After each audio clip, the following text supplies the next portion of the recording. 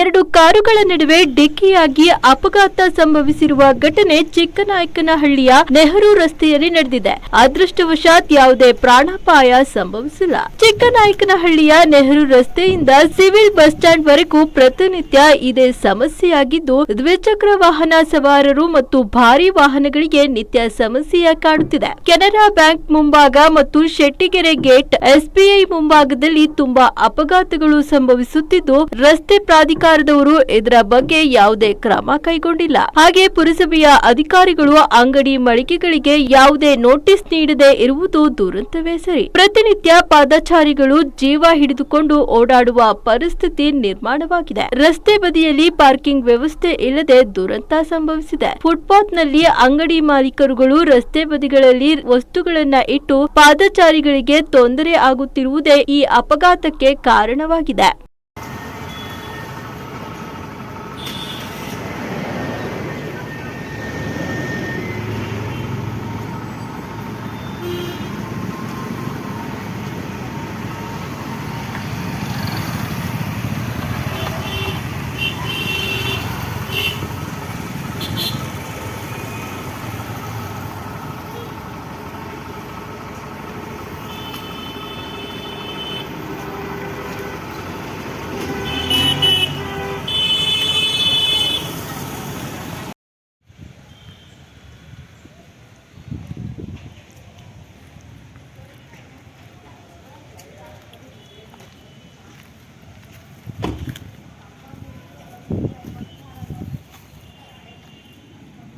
ನೀವು ಓಡಿಸ್ತಾ ಇದ್ದೀರಾ?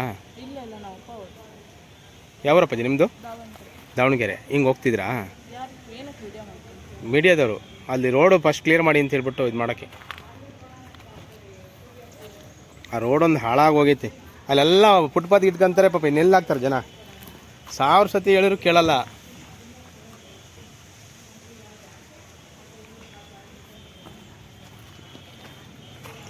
ತಲೆ ಬಿಟ್ಟರೆ ಇನ್ನೂ ಲೇಟ್ ಆಗಿಲ್ವಾ?